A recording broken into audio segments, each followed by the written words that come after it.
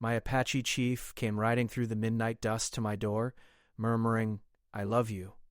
Clara Whitfield had lived most of her life where the desert met the mountains, in a place where the wind never truly rested.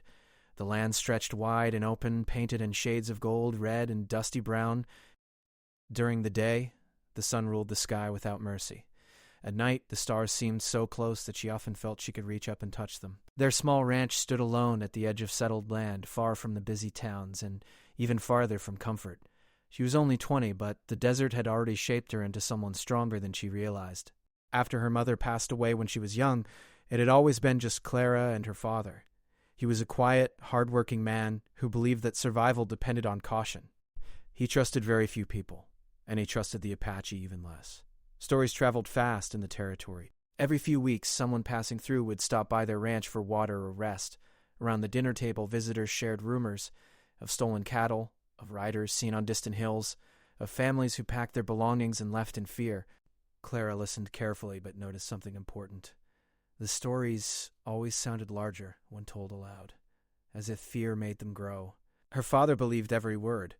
"This land is not safe," he would say, staring toward the horizon. "We must always be prepared." Clara nodded out of respect, but deep inside, she felt something different. She did not see the desert as a place filled only with danger. She saw beauty in the way the light changed across the hills at sunset. She found peace in the soft sound of wind brushing against dry grass. Sometimes she would stand outside at dawn and watch distant riders moving like shadows across the land. She wondered who they were, what they were thinking, and whether they feared her people just as much. Their ranch work filled most of her days. She woke before sunrise to help her father feed the animals. She gathered eggs, carried water from the stream half a mile away, and mended torn clothing in the evenings. Life was simple but demanding. There were no neighbors close enough to visit easily, and loneliness often settled around her like the evening chill. Still, Clara was not bitter. She had learned to find comfort in small things. A blooming desert flower after rare rain, the sound of coyotes calling to each other in the distance, the way the sky turned purple just before nightfall. One afternoon, while her father rode into town for supplies, Clara walked toward the stream with 2 empty buckets. The air felt heavier than usual, as if a storm might come, though clouds were nowhere in sight. The path to the stream was familiar. She could walk it with her eyes closed. But that day, something felt different. As she approached the water, she noticed disturbed sand near the bank. Footprints, not the kind left by her boots or her father's. Larger, deeper. Her heart began to beat faster. She remembered her father's warnings. She almost turned back. Then she heard it, a faint sound, like someone trying to breathe through pain. Clara froze. The sound came again, softer this time. It was not an animal. It was human. Carefully, she stepped around a cluster of rocks near the stream. There, partially hidden in the shade, lay a young Apache man. His clothes were dusty and one arm was injured.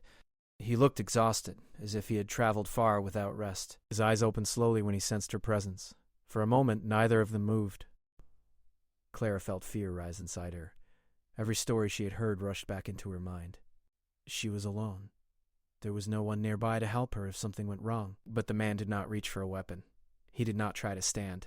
He simply looked at her with tired eyes that held more pain than anger. She noticed something unexpected. He looked young, not much older than she was. Dust covered his face, but she could see that he was struggling to stay conscious. Clara's hands trembled around the handles of her buckets. She could leave. She could pretend she had seen nothing. Her father would never know. Yet something in her heart would not allow it. Slowly, she set the buckets down and took a cautious step forward. The man watched her but did not move. She pointed gently to his injured arm. He winced slightly, confirming what she already suspected. Without speaking, Clara walked to the stream and filled one bucket with fresh water. She tore a strip from the edge of her apron and returned.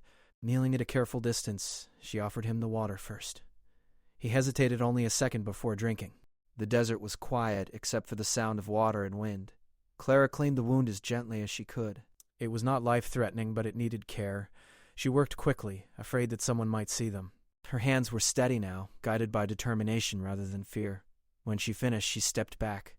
The young man spoke a few words in his language, his voice low and rough. She did not understand the meaning, but she understood the tone. Gratitude? The space between them felt heavy with everything they could not say. For a brief moment, their eyes met again. Clara noticed something she had never expected. kindness. Not weakness, but calm strength. She stood and lifted her buckets, her heart pounding once more. Before leaving, she looked back at him one last time. He was watching her, not with suspicion, but with quiet respect. Her thoughts moved quickly. What had she done? If her father found out, he would be furious. If the town discovered she had helped an Apache warrior, they would call her foolish. Yet deep inside, she felt no regret. That night, as she lay in bed, she replayed the moment by the stream over and over. The stories she had grown up hearing no longer felt complete. They had never mentioned tired eyes. They had never described someone who could look so human, so vulnerable. Outside, the desert wind moved softly through the darkness. Clara realized something had shifted inside her. The world she thought she understood had become more complicated and more real. She had seen beyond fear for the first time. She did not know his name. She did not know if she would ever see him again. For all she knew, he might already be miles away by morning.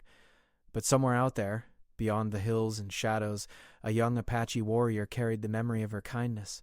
And Clara, lying awake beneath the wide desert sky, felt that her life had quietly stepped onto a path she could never fully turn away from. Several weeks passed after the day at the stream, yet Clara could not forget the young Apache warrior. Life on the ranch continued as it always had. The sun rose early, the animals needed feeding, fences needed repairing, and meals needed cooking. Outwardly, nothing had changed. But inside Clara's heart, something was different. She often found herself glancing toward the hills while hanging laundry or carrying water. She told herself she was only being cautious. After all, anyone would want to know if strangers were nearby. But deep down, she knew the truth. She was wondering if he had survived. She was wondering if he remembered her. Her father remained unaware of the encounter. He spoke more frequently about tension in the territory. Riders passing through town brought news of disagreements, broken promises, and fear on both sides. Clara listened quietly while preparing supper, her thoughts drifting far from the table. One late afternoon, as golden light spilled across the desert, Clara returned to the stream alone again. She had told herself she would avoid that place for a while. It would be safer, but the ranch needed water, and she could not ask her father to make every trip. The air was calm that day, unusually still. Even the birds seemed quiet. Clara approached the stream carefully, her heart beating just a little faster than normal. She scanned the area before stepping closer. At first, she saw nothing. Then she noticed a figure standing on the opposite side of the water. It was him. He stood tall now, no longer wounded, his posture steady and strong. His dark hair moved slightly in the breeze. The tired weakness she had seen before was gone. Instead, there was quiet confidence in the way he held himself. Clara stopped walking. For a long moment, neither of them moved. He did not step closer right away. He remained at a respectful distance, as if waiting for her to decide whether his presence was welcome. Her first instinct was fear, but it passed quickly. He had the chance to harm her weeks ago when she had been kneeling beside him, and he had not. That memory gave her courage. Slowly, she walked toward the water's edge and set down her bucket. He raised one hand slightly, not as a threat, but as a greeting. Clara felt her nervousness ease just a little. She returned the gesture, her movements small and unsure. For a while they simply stood there, separated by the narrow stream, but connected by something unspoken. The desert around them felt like a silent witness. Finally he spoke. His words were careful and slow. "You help," he said in broken English, placing a hand lightly over his chest. Clara realized he had learned enough of her language to express gratitude.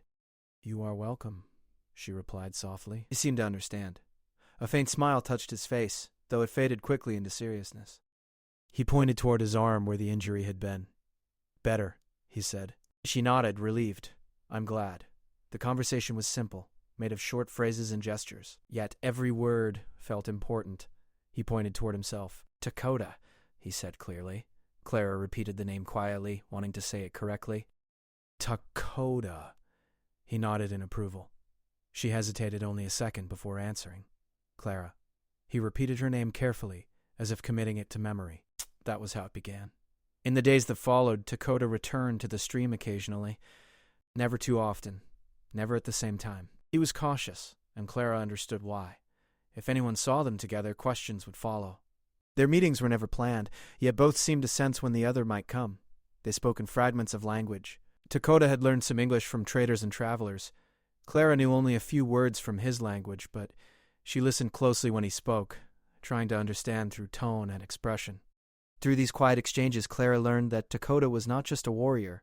He carried responsibility far beyond his years. His father was a respected chief, aging and burdened with the task of guiding his people through uncertain times. Dakota spoke of the land not as property but as family. He described mountains as ancestors and rivers as lifelines.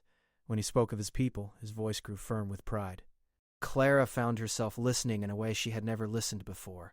The stories she had heard in town painted the Apache as shadows in the distance, as threats without faces, but standing before her was a man who loved his people, who worried about their future, who carried hope and fear just like anyone else. One afternoon, dark clouds gathered unexpectedly. A rare desert storm rolled across the sky. Clara had not realized how quickly the weather could turn. As thunder echoed in the distance, she struggled to lift her full buckets. Dakota noticed and stepped forward without hesitation. He did not cross the stream until she gave a small nod of permission. Then he moved swiftly, taking one bucket with ease. Rain began to fall in heavy drops, turning dust into mud. They walked together toward the ranch, keeping a careful distance as they neared her home. Dakota stopped before reaching the open field that would make him visible from the house. "Thank you," she said, breathless from more than just the rain. He looked toward the ranch buildings, then back at her. His expression grew serious. "Danger, if see," he said quietly. She understood. If her father saw him, there would be trouble. "Yes," she replied softly. "Danger." For a moment neither moved. Rain soaked their clothes, but neither seemed to notice. Dakota stepped back slowly, retreating toward the hills. Before turning away completely, he looked at her with an intensity that made her heart beat faster. It was not just gratitude now. It was something deeper, trust-forming, where fear once stood. That night, Clara could not sleep. The sound of rain against the roof matched the rhythm of her thoughts. She realized that what was growing between them was no longer simple curiosity. It was connection. Over the next weeks, their meetings continued. Sometimes they spoke. Sometimes they simply sat on opposite sides of the stream, sharing silence. Clara brought small pieces of bread once or twice, leaving them near the water without making it seem like charity. Dakota accepted with dignity, never asking for more. He began teaching her small words in his language. The word for sky, the word for earth, the word for peace. In return, she helped him practice English sentences. He repeated them slowly, determined to improve. With every meeting, trust deepened. But beyond the quiet stream, the world was shifting. Clara noticed more riders passing in the distance. Her father returned from town one evening with worry carved into his face. He spoke of rising tension, of misunderstandings growing worse. Dakota mentioned similar concerns. His people felt pressure building. Patrols had increased. Eyes were watching. Even in their peaceful corner by the stream, the weight of two worlds pressed in. Yet still, neither walked away. They both understood the risk. They both knew the cost if discovered. And still, when the sun dipped low and the desert turned gold, they found themselves drawn back to that narrow ribbon of water where silence felt safer than fear. In that fragile space between two worlds, a bond was forming, not built on grand promises, but on shared humanity. And neither of them realized just how much that bond would soon be tested. The desert did not change overnight, but something in the air began to feel heavier. Clara noticed it first in the way her father moved around the ranch. He spoke less. He checked the fences twice instead of once. He kept his rifle closer than usual, even when there was no clear reason to do so. Travelers who stopped by no longer shared light conversation. Their voices were tense. Their eyes were restless. They spoke of cattle missing from far-off fields, of arguments between soldiers and tribal leaders, of misunderstandings that were growing into something larger. Clara listened from the kitchen doorway as her father talked with a neighbor one evening. The men stood outside near the barn, unaware that she could hear every word. "They say the Apache are gathering," the neighbor said in a low voice. "More riders seen near the northern hills."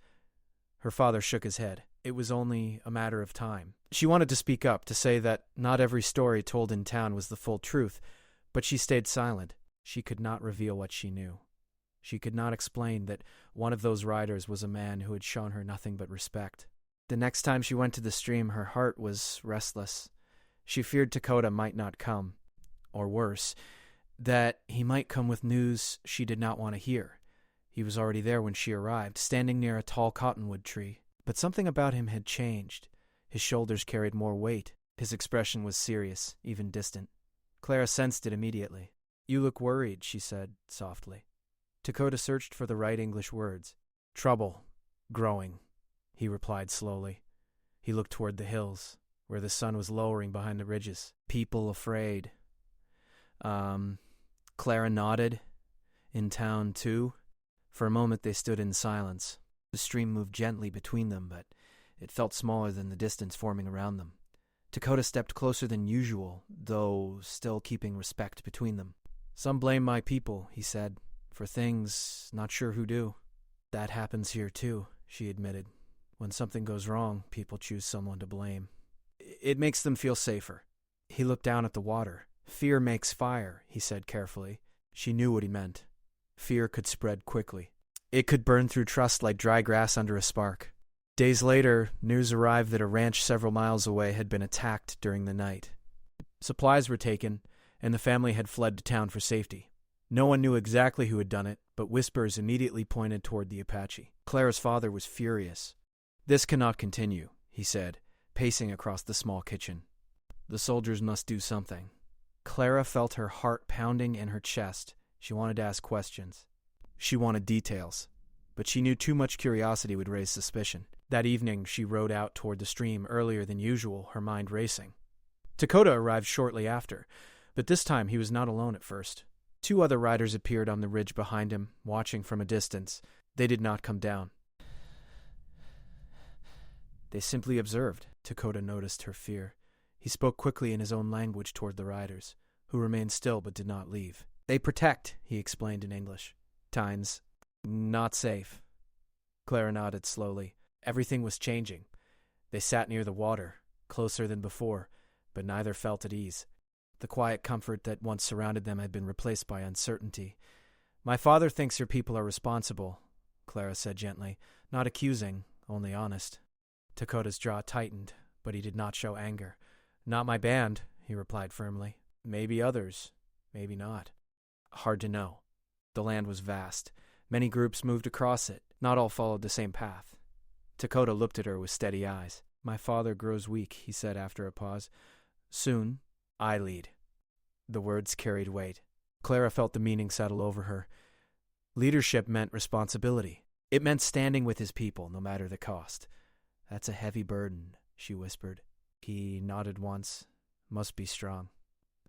She saw it then. The quiet transformation taking place. The young man she had first met by the stream was becoming something greater. Not harder, but steadier, more certain. Days turned into weeks. Tension continued to rise. Soldiers began riding closer to the ranches, asking questions. Clara's father kept their answers short and careful. One afternoon, smoke was seen in the distance near the hills. No one knew what caused it, but rumors spread quickly. Fear grew thicker with every passing day.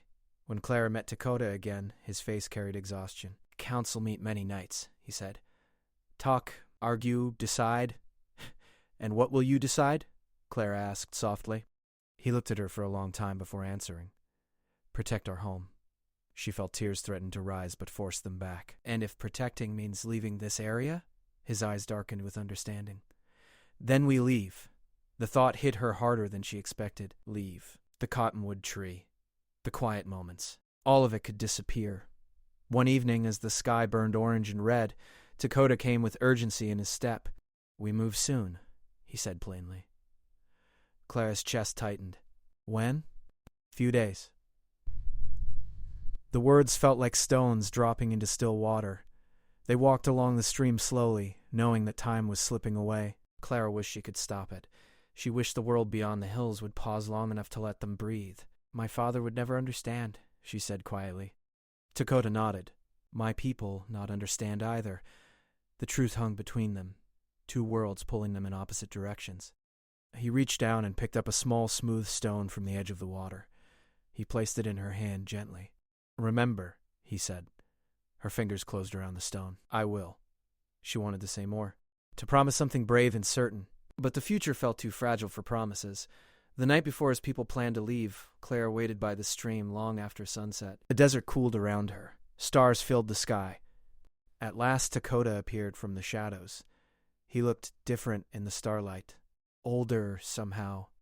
My father very sick, he said quietly.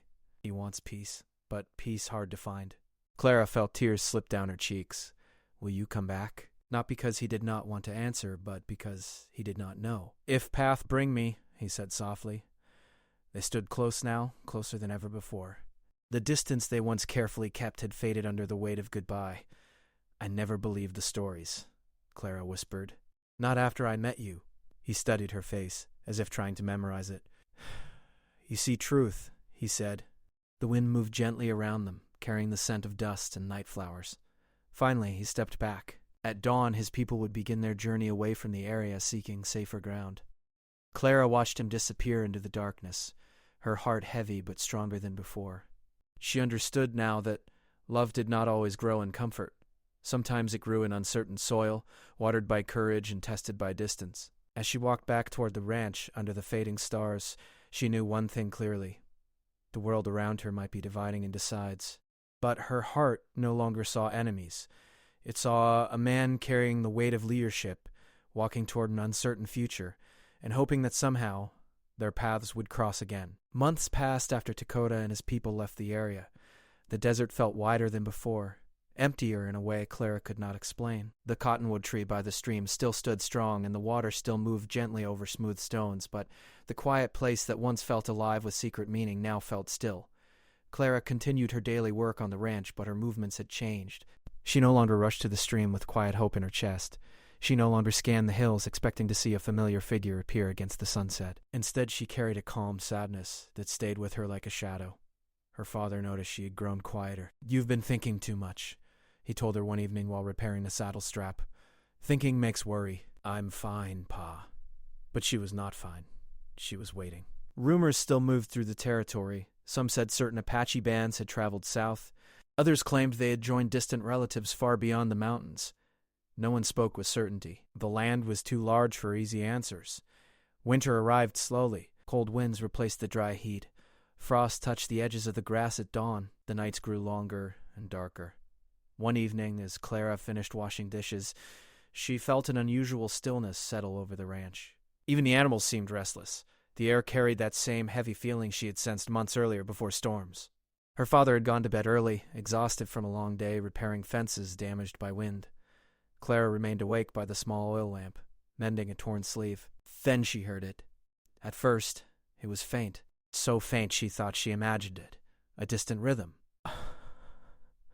Her hand froze. She listened carefully. The sound came again, clearer this time. A single horse moving at steady speed. Her heart began to pound so loudly she feared it might wake her father. Riders rarely traveled at night unless there was urgency. Fear tried to take hold of her thoughts, but something deeper pushed it aside. She stood slowly and moved toward the window. The moon hung low in the sky, casting silver light across the open land. Dust swirled faintly in the distance. Then she saw him, a lone rider emerging through the midnight haze. Her breath caught in her throat. Even from afar, she recognized the way he sat tall in the saddle, the calm strength in his posture. The horse slowed as it approached the ranch house. Clara's hands trembled. Bored. Voo. Dakota. She did not think. She did not hesitate. She moved quietly to the door, careful not to wake her father. The hoofbeats stopped just outside. For a moment, there was only silence between them. She opened the door slowly. Moonlight revealed his face, older than she remembered, touched by experience and responsibility. His expression carried both weariness and determination. The dust of long travel covered his clothing, but his eyes were clear. He dismounted carefully, tying his horse loosely near the fence. Every movement was deliberate, quiet. They stood facing each other, only a few steps apart. Neither spoke at first. The months of separation hung between them like an invisible wall, yet it did not feel distant. It felt powerful. You came, Clara whispered, her voice barely steady. Dakota stepped closer, stopping just within reach, but not touching her. His gaze softened. I said, if path bring me, he replied gently. Path bring me. He carried himself differently now. There was a deeper calm in his presence, the kind that comes from leading others through hardship. Your father? She asked softly. He lowered his eyes briefly. Walked to ancestors, he said in quiet respect. Clara understood. His father had passed on. You are chief now, she said. He nodded once. Yes. The word felt heavy in the night air. A leader. A guide. A protector. And yet you came here, she said, wonder mixing with concern. It's not safe. He looked toward the dark horizon before answering. Some things more important than safe. The wind moved softly around them, carrying the scent of dust and distant sage. Somewhere far away, a coyote called into the night. Dakota stepped one pace closer. Close enough now that she could see every detail of his face in the moonlight. I leave before, he said slowly, choosing his English carefully, because my people need me. I know, she replied. But hearts stay, he continued, placing his hand lightly over his chest. Here. The simple gesture carried more meaning than any long speech. Clara felt tears gather in her eyes, but she did not let them fall. She had imagined this moment so many times, yet, now that it was real, words felt small. I didn't know if I would ever see you again, she admitted. Dakota's voice grew softer, almost a murmur carried by the wind. I think of you many nights.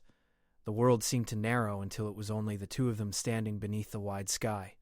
He looked at her with steady courage, the kind that comes from knowing the risk of what you are about to say. Then, leaning slightly closer, his voice barely above a whisper, he spoke the words that had lived unspoken in both their hearts for months. I love you. Honest. Strong. They did not sound rushed. They did not sound uncertain. They sounded like truth finally given a voice. Clara felt time pause. The desert, the ranch, the long months of silence, all of it faded behind the power of those three quiet words. She searched his face for doubt, but found none. You rode all this way to tell me that? She asked softly. He nodded. I am chief now, he said. Many eyes watch me. Many paths I must walk. But I cannot walk with lion heart. Her breath trembled. What are you asking of me? She whispered. Dakota did not answer quickly. He respected the weight of what stood between them. I ask nothing you not choose, he said carefully. My life? Not easy. My world? Not simple. But my heart. True. Clara glanced back at the dark house behind her. Inside slept her father, a man shaped by caution and old fears. Beyond the hills lay Dakota's people, who might not easily accept a woman from the ranches. Two worlds stood on either side of her. Dakota noticed her hesitation. I not come to take, he said gently. I come to speak truth. What you choose, I honor. The strength of his respect touched her more deeply than any demand could have. She stepped closer, closing the final space between them. I love you too, she whispered, the words surprising even herself with their clarity. A quiet warmth spread through the cold night air. Dakota closed his eyes briefly as if holding the moment inside his memory. He did not reach for her immediately. Instead, he allowed the truth to settle between them. This road difficult, he said. I know, she replied. They stood together under the moonlight, aware that dawn would bring questions, consequences, and choices neither could avoid. But for that single midnight moment, none of it mattered. A chief had ridden alone through dust and darkness, not for land, not for pride, but for love. And a woman who once lived between fear and curiosity now stood firmly within her own courage. The wind lifted gently around them as if carrying their whispered promises across the silent desert. Neither knew what morning would demand. But both understood that the night had changed everything. The night Dakota whispered those words beneath the moon did not last forever. Dawn always comes, even after the most powerful moments. As the sky slowly turned pale and soft light spread across the desert, reality began to return with it. Clara and Dakota had spoken quietly for hours outside the ranch house. They did not rush their words. They spoke of the months apart, of the changes in their lives, of the weight Dakota now carried as chief. He explained how leadership was not about control, but about responsibility. Every choice he made affected families, elders, and children who looked to him for guidance. Clara listened carefully. She knew loving him meant understanding that his life would never be simple. When the first light of morning touched the hills, Dakota stepped back. I cannot be seen here when sun high, he said gently. My father... They both knew the conversation with her father could not be avoided much longer. Secrets had protected them before, but secrets could not build a future. Dakota looked at her with steady eyes. I return tonight, he said, if you wish. The choice rested with her. Clara watched him mount his horse. Dust rose softly as he turned toward the hills. Before riding away, he paused once more, meeting her gaze as if asking without words whether she was strong enough for what was ahead. She gave a small, certain nod. He rode into the fading mist of early morning, leaving her standing in the quiet yard. Inside the house, her father was already awake, pouring coffee into a tin cup. He looked up as she entered. "You were outside early," he observed. Clara felt her heart beat hard against her ribs. This was the moment she had feared and prepared for in equal measure. "Yes, Pa," she replied calmly. He studied her face. Years of living in the open land had sharpened his instincts. "You look like you haven't slept." She took a deep breath. "There's something I need to tell you." Clara chose her words with care. She told him about the day at the stream months ago. She told him about helping a wounded young man. She did not hide her continued meetings. She spoke honestly, her voice steady even when her father's expression hardened. "You've been meeting him?" he asked, disbelief clear in his tone. "Yes. You know what people would say if they found out? Madness was a stone that Dave buried before another attempted. They exerted it." "Oh." "He never harmed me." He showed respect. Her father stopped walking. "Respect doesn't change the world out there." "No," she said softly. "But maybe it can change something here." He looked at her as if seeing her for the first time, not as a child, but as a woman capable of making her own choices. "What is it you want?" he asked quietly. Clara swallowed. "I love him." The words hung in the air like a fragile thread. Her father closed his eyes briefly. He had faced drought, hardship, and loss in his life, but this was different. This was his daughter stepping toward a path he did not understand. "He's chief now," Clara added. "He carries great responsibility." Her father let out a slow breath. "And what would your life look like with him?" "I don't know exactly," she admitted. "It won't be easy, but I know it would be honest." Outside, morning light brightened the yard. Finally, her father spoke, his voice lower than before. "I raised you to think for yourself. I may not understand this choice, but I won't pretend you're still a child." Clara felt tears in her eyes. That doesn't mean you approve." "No," he said honestly, "it doesn't. But I see that your heart is set." The rest of the day moved slowly. Clara worked as usual, though every task felt heavier with anticipation. When evening came, she waited near the edge of the property. Dakota arrived just after sunset. This time, Clara's father stepped outside before she could speak. The two men faced each other across a short distance, the fading light casting long shadows behind them. Dakota did not lower his eyes. He did not show fear. He stepped forward calmly and placed his hand over his chest in greeting. Clara's father studied him carefully. "You are the one," her father said plainly. "Yes," Dakota answered. The conversation that followed was not loud or angry. It was firm and honest. Dakota spoke of his intentions. He did not promise comfort or wealth, promised respect, protection, and partnership. He explained that he had not come to take Clara away without her consent. He had come to ask. Clara stood nearby, her hands clasped tightly, her heart pounding. Her father listened without interruption. "You understand?" her father said at last. "That life between our worlds has never been simple." Dakota nodded. "Simple, not always right." The old rancher looked toward his daughter. He saw the strength in her posture, the certainty in her eyes. "I won't stand in your way," he said slowly. "But know this, if you choose this path, you choose it fully." The decision was not made in excitement or impulse. It was made in quiet understanding. In the weeks that followed, Clara prepared to leave the ranch she had known her entire life. She did not leave in secret. She left with her father's quiet blessing, though his heart was heavy. Dakota introduced her to his people carefully, with patience and respect. At first there were questions. There was caution. But Clara did not try to change who she was, nor did she try to change them. She listened. She learned their customs. She offered kindness where she could. Over time, walls that once seemed tall began to lower. Clara discovered strength within herself she had never known. Life among Dakota's people required adaptability and humility. She learned new ways of seeing the land, new stories of the stars, new meanings behind the mountains she had once viewed only from a distance. Dakota stood beside her, not as a rescuer, but as a partner. Their love did not erase differences.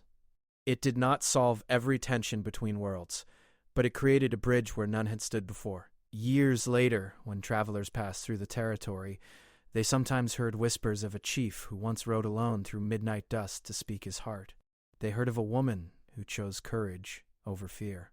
They heard of two people who believed understanding was stronger than suspicion. Clara would sometimes walk at dusk and watch the horizon just as she had done in her youth. But now she did not watch with longing.